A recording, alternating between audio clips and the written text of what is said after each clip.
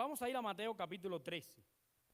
He titulado el sermón en esta tarde, Siendo el Rey. Y yo creo que al capítulo 13, usted va a encontrar el capítulo 13, en muchas de nuestras Biblias, está escrito en letras rojas. ¿Cuántos lo tienen escrito en letras rojas? Muchos. Lo que pasa con el capítulo 13 es que el capítulo 13 recoge palabras directas que Jesús enseñó acerca de asuntos extremadamente importantes.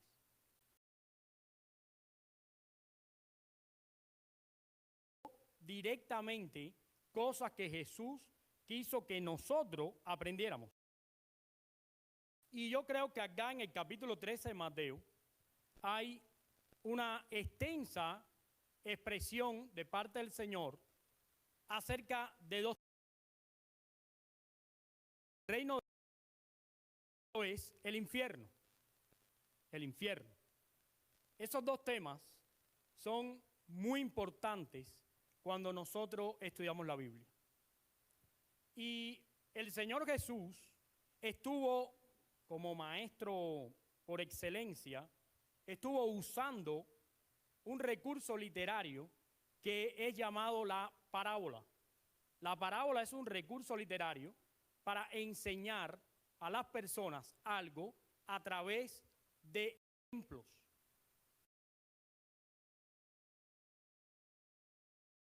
Tomados de la vida diaria, ejemplos directamente tomados de la siembra, directamente tomados de las relaciones familiares, directamente tomados de la pesca, de las cosas que hacían ellos comúnmente. Por eso cuando usted ve que los pastores predican, generalmente tratan de asociar lo que la Biblia enseña con las situaciones que diariamente nosotros tenemos. ¿Por qué razón?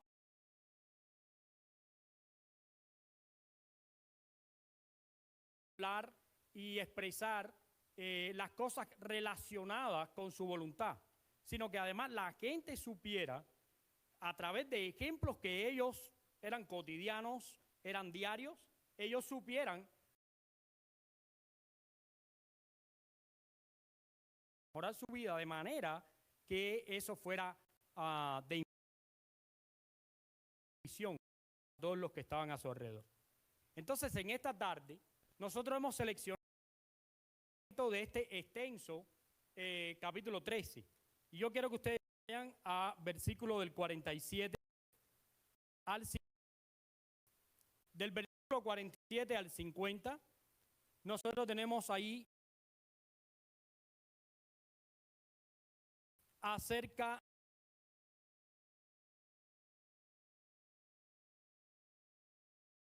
de ver cuando leemos esta parábola, y de hecho Arturo nos bendijo con la lectura de la palabra, y nosotros la pudimos tener hoy como lectura devocional. Lo primero que salta a la vista es que hay dos temas muy importantes. Por ejemplo, si tú vas al capítulo 13, versículo 47, dice: asimismo el reino de los cielos es semejante a una red. Empieza a describir lo que para Jesús, relacionado con la realidad de ellos, era el reino de los cielos, y al final, en el versículo 50, dice: y los echarán en el horno de fuego, y allí será el lloro, ¿y qué más? Y el crujir de dientes. O sea, que acá hay dos temas muy importantes que resaltan. Uno es el tema del reino. ¿Qué cosa es el reino de Dios? Mucha gente ha tratado de darle explicación a qué es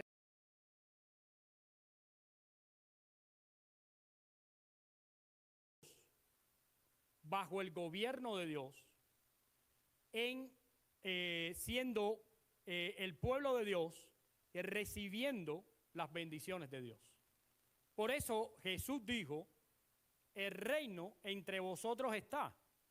Porque si usted está bajo el gobierno de Dios, si usted está recibiendo las bendiciones de Dios, haciendo la voluntad de Dios, usted es parte del reino de Dios, y el reino de Dios está en su vida. El otro asunto es algo que cuando lo mencionamos crea muchos estados de ánimo. Por una parte, mencionamos este tema y puede llegar a deprimir a algunas personas o preocuparlas, y otros hasta les parece risible. Y el otro tema es el infierno. Cuando hablamos del infierno, un grupo de personas se ríe y dice, no, el pastor ya empezó a echarle miedo a la gente, de alguna manera le quiere sacar dinero a la gente, algo se quiere llevar para su casa, él que ya está atemorizando a la gente. Otros se quedan preocupados. Reconocemos la importancia de hablar de este tema. En una conversación privada me decía, por favor, pastor, compárteme algunos versículos donde se hable acerca del infierno, porque hay personas que dicen que esto no se trata en la Biblia, que la palabra no está. Entonces, en esta tarde, yo quiero hablarte algunas cosas acerca del infierno. Y quiero decirte al menos algunas cosas puntuales. Primero, el infierno es un lugar de castigo. Así lo describe la Biblia.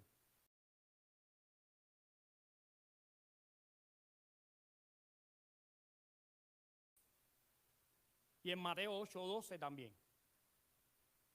Pero no solamente es un lugar de castigo, también el infierno está descrito en la Biblia como un lugar de tormento. Si tú vas a Marcos capítulo 9, te dice que aquellos que están en el infierno, el gusano de ellos nunca muere y que son atormentados. Y si vas a Mateo 25, versículo 46, te explica que el infierno es un castigo que es de sufrimiento eterno. Así que estas son verdades acerca del infierno. No queremos atemorizar a nadie, pero tenemos que saber que hoy, si vamos a conocer el reino, tenemos que saber que el reino de Dios es algo que Dios comparte con la gente, pero además comparte también el destino de aquellos que no pertenecen al reino. Así que sería apropiado en esta tarde preguntarnos si yo soy un ciudadano del reino de Dios o soy un ciudadano del infierno. Porque no hay un estado intermedio, no hay un limbo, eso no existe en la Biblia, eso es un invento religioso. Es un lugar donde dejamos a los muertos con los cuales simpatizamos y después a través de rituales los movemos al cielo o al infierno. Eso no existe. Lo que sí existe y tenemos que saber que es una realidad es que Jesús dijo, está establecido, dijo, el que no está conmigo está contra mí y el que conmigo no recoge desparrama. Y la Biblia dice, está establecido para los hombres que mueran una sola vez y después de esto el juicio. O sea, no hay otra posibilidad. Ahora,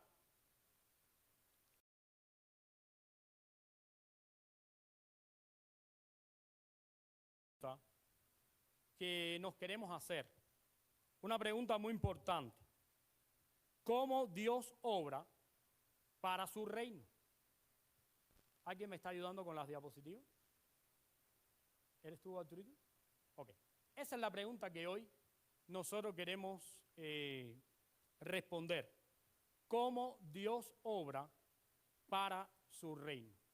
Es lo que Dios está haciendo para que nosotros estemos en el reino. En este pasaje hay tres cosas efectivas que Dios hace.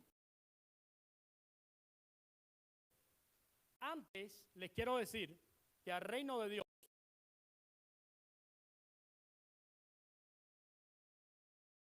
Cristo Jesús y ese evangelio que nosotros manejamos tanto y hablamos nos enseña que solo por la fe en Cristo y aplicado Dios o aplicando Dios los méritos de Jesús a nuestra vida, es que podemos entrar en el reino de Dios.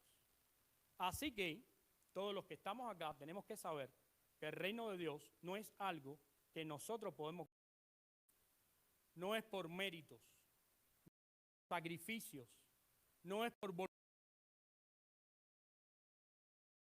Al reino de Dios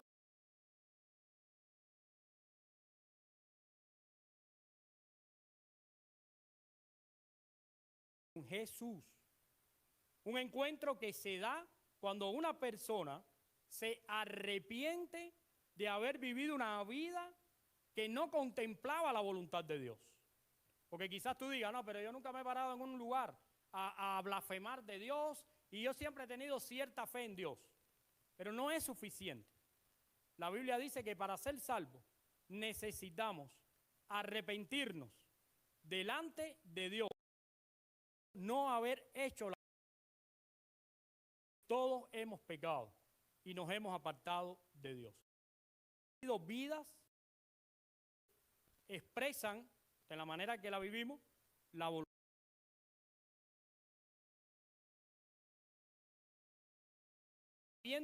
Habiéndome encontrado con Jesús, tengo que preguntarme cómo Dios obra para su reino. Lo primero que quiero aprender es que Dios obra para su reino a través de la efectividad de su evangelio. Porque quizás ahora cuando estábamos hablando pensaste, bueno, esto es primera vez que lo escucho, me voy a buscar una manera de poder escaparme del infierno, me voy a buscar una manera de poder agradar a Dios, pero no quiero involucrarme exactamente con lo que es una iglesia. Pues te voy a decir una noticia. La iglesia no es para salvarte. Nosotros no salvamos a las personas en la iglesia. En la iglesia predicamos el evangelio de Jesucristo y el Espíritu Santo salva a las personas, los convence en su corazón de que necesitan a Dios. Y es por voluntad de Dios que conocen a Jesús y vienen a Él. Después de esto, entonces, usted comienza una nueva vida. Y eso solo sucede cuando usted escucha lo que nosotros aprendemos en la Biblia que se llama el Evangelio. Ahora, ¿es el Evangelio efectivo realmente para salvar a todos aquellos que Dios quiere traer a su comunión? Porque yo me pongo a pensar y digo, pero yo me he equivocado tanto. Yo he estado tantos años fuera de la voluntad de Dios. Yo lo he hecho tan mal. Yo he negado tantas veces que necesito a Dios, que habrá una solución para mí. Bueno, dice la Biblia que el Evangelio es efectivo. Es suficiente para que tú puedas ser salvo. Vamos a ir al versículo 47. Dice de esta manera: asimismo, el reino de los cielos es semejante a una red que echada en el mar recoge, fíjate lo que dice, toda clase de peces. Es interesante porque Jesús estaba hablando de la vida cotidiana. Y para un judío, un israelita de ese tiempo, y no me gusta decir judío porque los israelitas sienten como que es algo despectivo.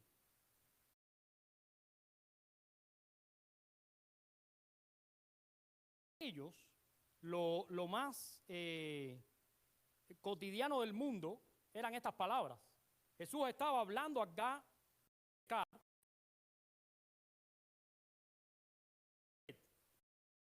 es echada al mar y esta red recoge toda clase de peces. Cuando un hebreo estaba pescando, Pedro, por ejemplo, cuando Pedro estaba pescando, él tenía tres formas de hacerlo. La primera manera era, bueno, como todos conocemos, primeramente tú lanzas el anzuelo y agarra un pez. Bueno, la Biblia dice que llegando Jesús al templo había que pagar el tributo y él dijo, ve, pesca un pez y en su boca hay una moneda, ven y tráela. Por supuesto, esta persona no fue y echó una red. Esta persona fue y pescó. Y esa pesca, bueno, pues la trajo fue la moneda que estaba dentro del pez y pagó el tributo. Eso aparece en Mateo 17:27. Y esto es muy interesante porque esto habla mucho, y he oído demasiadas predicaciones bastante, acerca de que Jesús, con todo el poder, porque es Dios, pudiera haber dicho, hey, toma una moneda que tienes en tu bolsillo y paga el tributo, pero no lo hizo. Él dijo, ve y trabaja, ve y hazlo, y después con ese fruto, ven y paguemos el tributo. Entonces hay algunas enseñanzas ahí que se pudieran estar explicando, que no lo vamos a hacer hoy, pero que usted puede después manejarlas en privado. Básicamente, esa primera manera de pescar garantizaba que al menos, si usted lo estaba haciendo, uno a uno atrapaba a los peces. Pero había un segundo método que ya este sí calificaba como echar la red.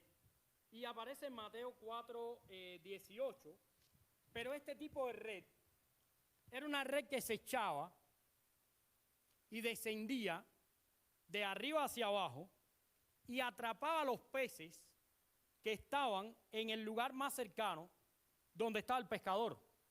¿Ven? Es un tipo de pesca que se podía hacer entrando un poco hacia el agua y tiraban la red y esa red, bueno, recogía los peces que estaban ahí cerca y ellos lo hacían ese tipo de trabajo. Pero lo interesante acá es que Jesús no se estaba refiriendo ni a la pesca con la varita ni a ese tipo de red. Jesús se estaba refiriendo a un tercer tipo de pesca que se hacía pocas veces en el año.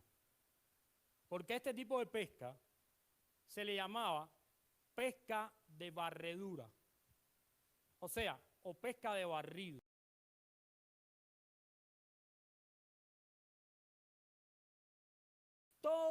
Todos los peces que estaban en el lugar donde estaban pescando. Echaban una red, se establecía como una pared de malla y cuando ellos recogían, hacía un gran barrido y ahí venía hacia afuera todos los peces. Después, ellos tenían que clasificar, dejaban algunos en el agua y otros se lo llevaban debido al tamaño y el peso. Pero esto se podía hacer solo pocas veces porque esto podía traer la consecuencia de dejar el lago prácticamente vacío. Cuando Jesús dice en el versículo 47 que la red es echada al mar y él recoge toda clase de peces, está hablando de esa red. Y lo interesante es que eso Jesús lo compara con el Evangelio y con la manera en que el Evangelio actúa para el reino. Y hay que entender esto, porque cuando el Evangelio es proclamado, lo primero que Dios ha establecido es que sea proclamado a todas las personas y en todas las naciones. Y lo segundo es que hay mucha gente que rechaza el Evangelio y piensa y cree que porque lo rechaza y porque no se involucra con Dios, no va a tener nada que ver ni con el reino, ni con el infierno, ni con Dios, ni con el final de los tiempos. Simplemente su excusa es, yo no creo que Dios exista, yo no creo en Dios, ni me quiero involucrar, y piensan que de esa manera están fuera del peligro que están corriendo y están fuera de la voluntad de Dios. Pero Jesús demostró acá el doble propósito del Evangelio.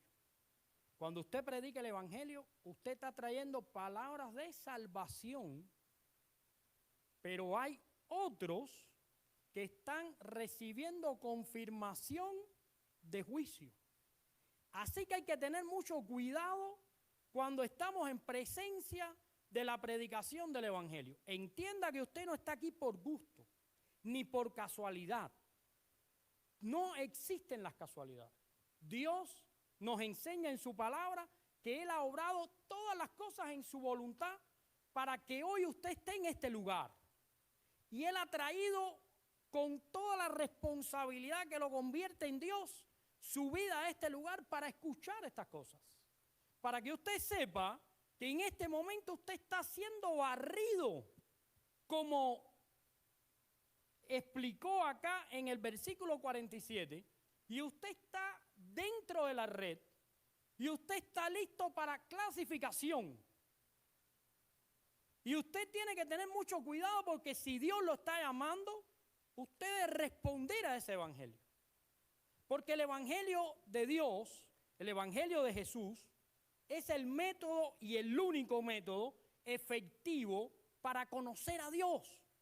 No hay otra manera, no hay otra religión, no hay otra manera, no hay otro pretexto, no hay cosa que se pueda conseguir si no es con la Biblia, si no es con el evangelio, si no es con la palabra de Dios.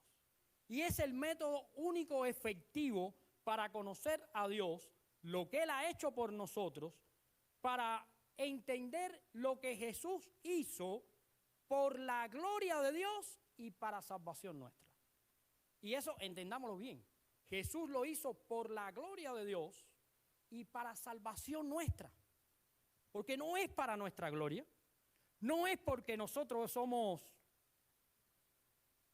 lo más preciado y lo más maravilloso, es porque Jesús, su primera prioridad era glorificar a Dios. Y es para la gloria de Dios que existimos, para alabanza de su gloria. Y es por la gloria de Dios que Jesús va a la cruz. Y es para salvación nuestra. Y eso a través del evangelio. El evangelio que proclama quién soy realmente. Y sabes que esto es algo necesario, porque tenemos la tendencia de cuidarnos a nosotros mismos, y hacer concesiones para nosotros. Y hasta nos podemos comparar con los demás y decir, bueno, no soy como este fariseo que no ha dado las ofrendas, que no ora, o no soy como este. No. Pero cuando nos comparamos con Dios, la Biblia declara quiénes somos realmente. No quiero el libro de Romanos.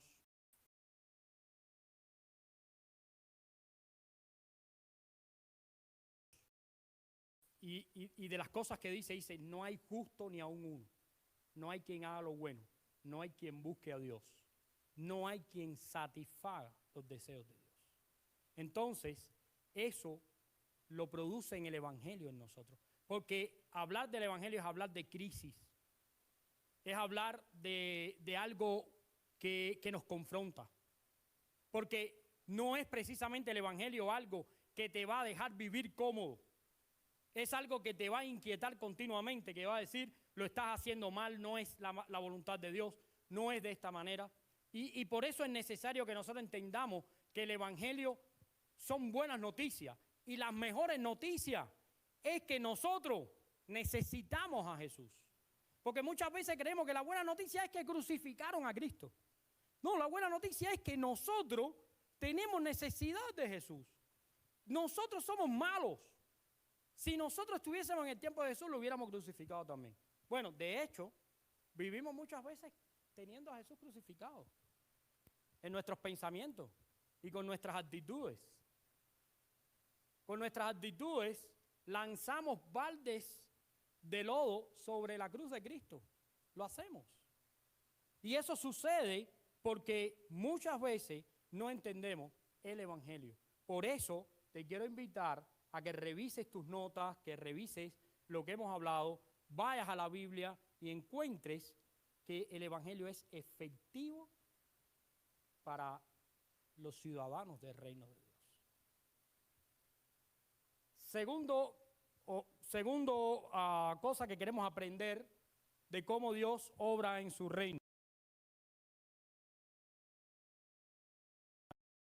A través de la selectividad. Vamos a ir. Verso 48.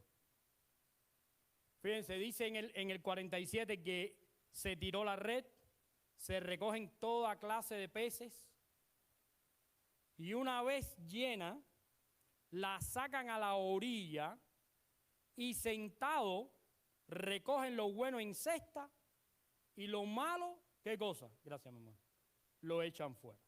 O sea que la Biblia dice que hay un proceso de selección. Porque hay mucha gente que cree que al final todos nos vamos a... La gente dice, pero es que Dios es tan bueno que me cuesta creer que nos mande al infierno. Y todos nos vamos a salvar al final del día. Si eso... Porque Dios sería injusto. Dios es amor y Dios es justicia. Y no es por amor, es por misericordia que nos da lo que nosotros no merecemos. Porque si nosotros recibiéramos de Dios lo que merecemos, la Biblia dice, la paga del pecado, ¿qué cosa es? La muerte. Miren, caeríamos así uno atrás del otro. Hoy moriría yo y al minuto moriría, bueno, Maidita moriría primero, al minuto moriría yo.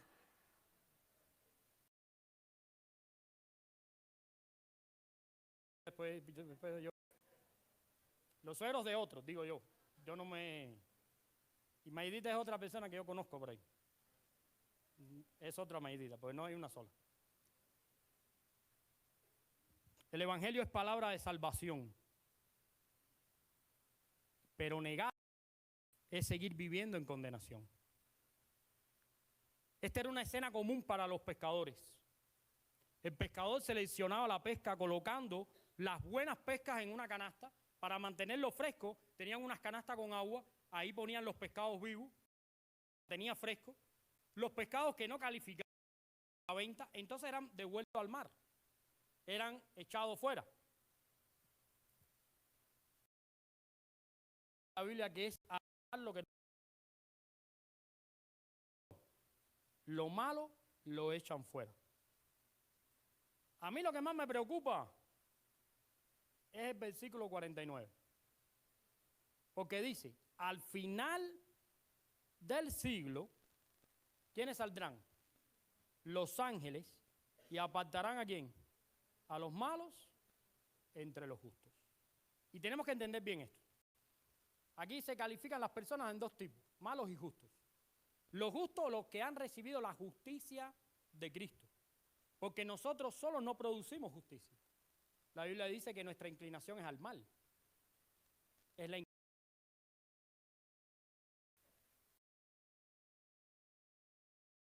los ángeles quienes lo hacen. Nosotros nos metemos en la iglesia toda la vida diciendo este es cristiano, aquel no es cristiano, este sí, aquel no.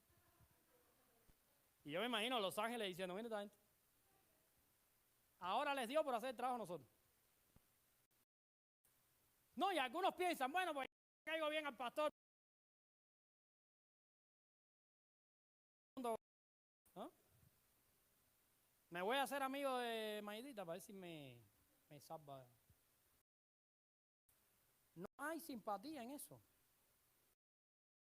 Eligió unos seres que están desconectados a la raza humana,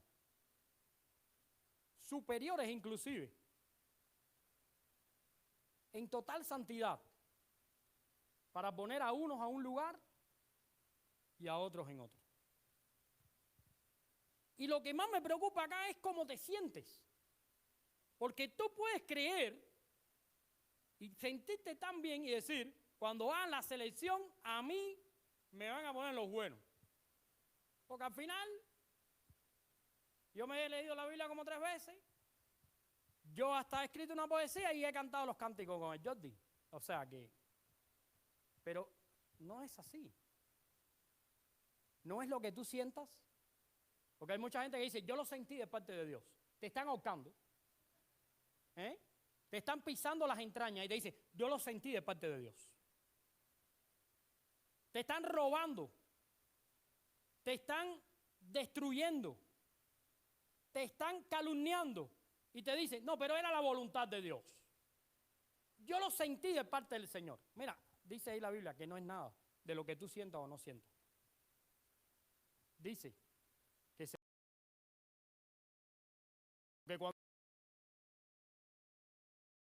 esa pesca está ocurriendo una y otra vez, y hay mucha gente que se va de este mundo y no sabe que ya se fue en esa red y que irremediablemente va directo a la presencia de Dios, a la selección. Así que te conviene no ignorar lo que hoy está diciendo la palabra de Dios, porque inevitablemente Dios va a tomar cartas en el asunto. Y fíjate lo que dice el versículo 50. ¿Y los echarán dónde? En el horno de fuego. Y allí será el lloro y ¿qué más? ¿Tú sabes lo que es el crujir de dientes? ¿Qué cosa es el crujir de dientes? Pues a mí me coge el crujir de dientes, pues yo me baño tarde en la noche, cuando me baño. Cuando me baño tarde en la noche. Y entonces hay un frío tremendo. Y yo salgo, no puedo ni hablar, me da como así, me tiembla todos los dientes. Y yo siempre pienso, wow, ¿cómo será esto al final del tiempo? El lloro y el crujir de dientes. Bueno, la verdad es que necesitamos entender que Dios ha creado una bendición para nosotros que se llama evangelio. Y ese evangelio es efectivo, pero también es selectivo. No podemos ignorarlo. Es la única manera de poder calificar en la selección como un pez que Dios quiera atesorar. Escribí esto aquí, la separación no es por simpatía, porque son los ángeles del cielo a quienes Dios ha reservado para ese momento. Son los que separan el trigo de la cizaña en Mateo capítulo 13, versículo 41. ¿Viste? Mateo 13, 41. Está el trigo y la cizaña. Haz una pregunta. En tu matrimonio, ¿quién es el trigo y quién es la cizaña? No me digas. No me digas. Voy a tomar agua. Mejor tomamos agua porque muchas veces decimos, bueno, los dos somos trigo. O decimos, los dos somos cizaña. En el 90% de los casos,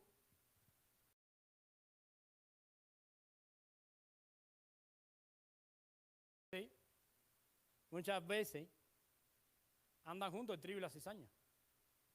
¿Sabes qué significa eso?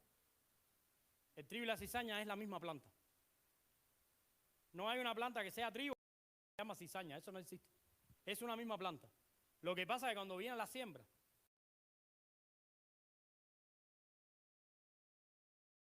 esa se le llama cizaña porque es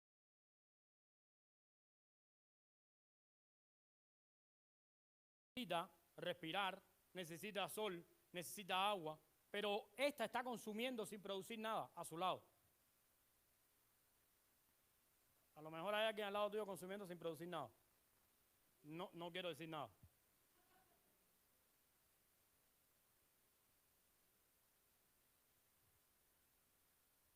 Yo no me hablo de la forma física, yo no digo de trabajar, yo digo espiritual. Porque la Biblia lo que habla son de los frutos espirituales. El fruto del Espíritu. No produce.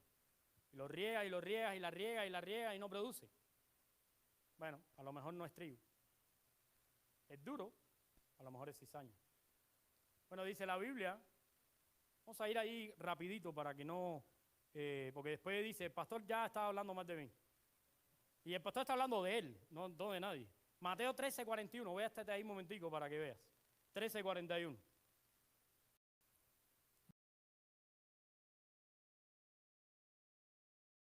mismo, pero otra imagen. Recogerán de su reino a todos los que sirven de tropiezo y a los que hacen iniquidad. Y los echarán en el horno de fuego, allí será el lloro y el crujir de dientes. Y si vas al versículo 40, de manera que como se arranca la cizaña y se quema en el fuego, así será el fin de este siglo. Y Jesús lo explica, porque yo les he dicho a ustedes que la Biblia es su propio intérprete. Y esa es la primera regla de la hermenéutica que hemos aprendido. Si vas al versículo 38, el 37 dice, el que siembra la buena semilla es el Hijo del Hombre. El campo es el mundo. La buena semilla son los hijos del reino. Y la cizaña, ¿qué son? Los hijos del mal. Pero no sabemos quién es el trigo y la cizaña. Tú tienes una idea, pero puede estar mal. Porque a lo mejor tú te crees que eres trigo y eres cizaña. Pero a lo mejor siempre han pensado que tú eres la cizaña y resulta que tú eres el trigo. Porque no se trata de nada físico, se trata de algo espiritual. De entregar nuestros corazones a Dios. De producir fruto del Espíritu Santo. Es necesario que entendamos que en el tiempo final van a ser separados el trigo y la cizaña. Los ángeles son agentes del juicio de Dios. En Apocalipsis 14, 18 y 19, meten la hoz y echan la uva en el lagar de la ira de Dios. O sea, ellos son los encargados. Ese es en el final. Porque quizás ahora tú dices, bueno, ya aprendimos con el pastor que como todo el reino, Dios se encarga y los ángeles, acá va y no hacemos nada. Pero fíjate lo que dice la Biblia. La Biblia dice que al final del siglo, al final, ahora tenemos que entender la tercera manera en que Dios obra en su reino. Y es a través de la disponibilidad de ¿quién? De sus obreros. Porque ahora Dios nos ha encargado a nosotros algunas cosas importantes. Según Mateo 28, nos dice ir por todo el mundo y ¿qué? Y predicar el evangelio hasta que llegue el tiempo final. Pero según 2 Corintios 5:20, dice que nosotros somos ¿qué?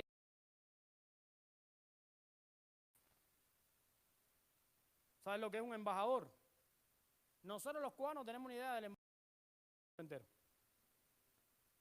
Porque para nosotros los cubanos el embajador es un tipo que come bien. Bien, tiene buen carro.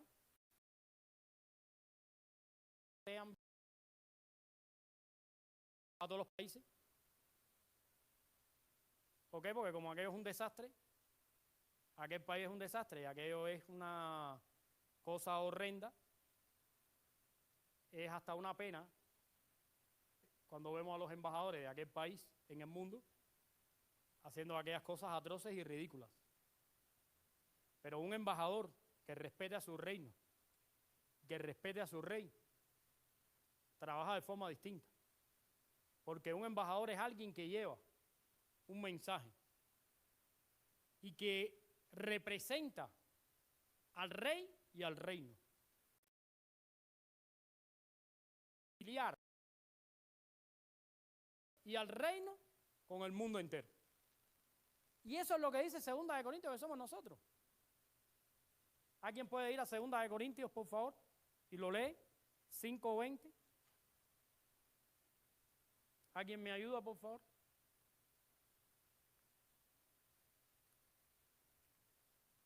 Johan, ¿lo tiene ahí? 5:20. Vamos, ponte en pie. Ahí lo tiene, Daisy. Vamos. Ponte en pie y léelo. Dale.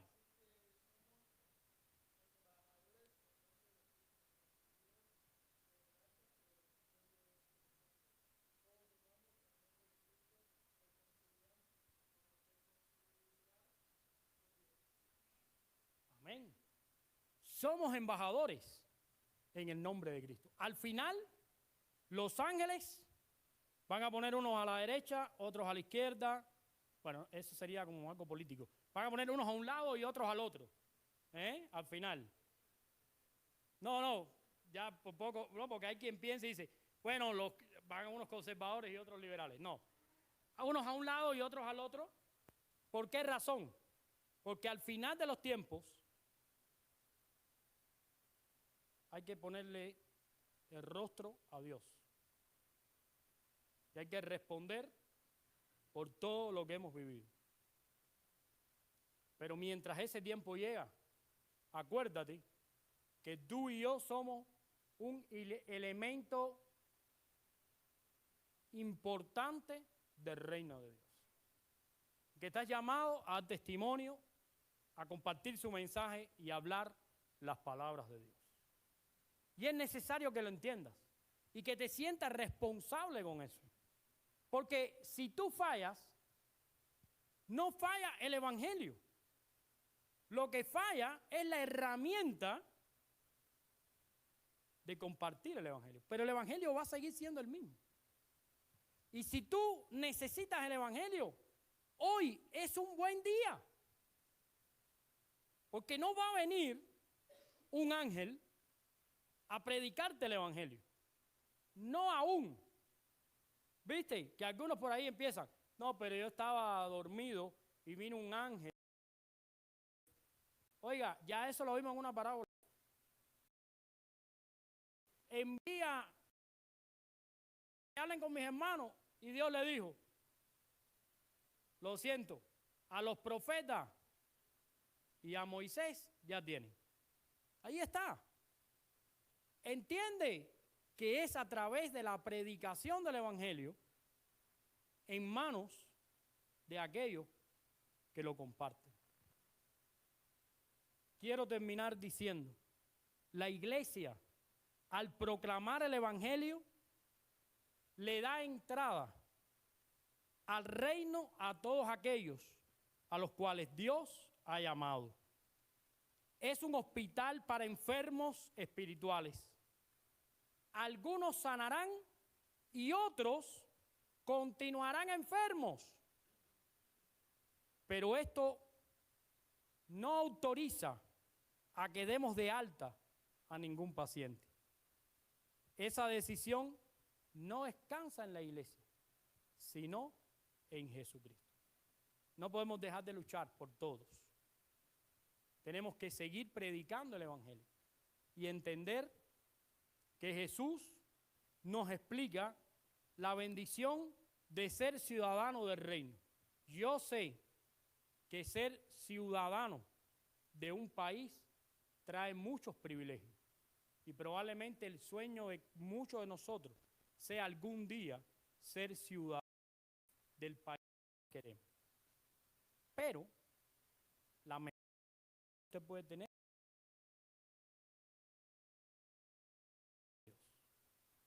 entréguese en las manos de Jesús, camine con Él para que Dios haga su obra en su vida. Que el Señor les bendiga. Vamos a orar.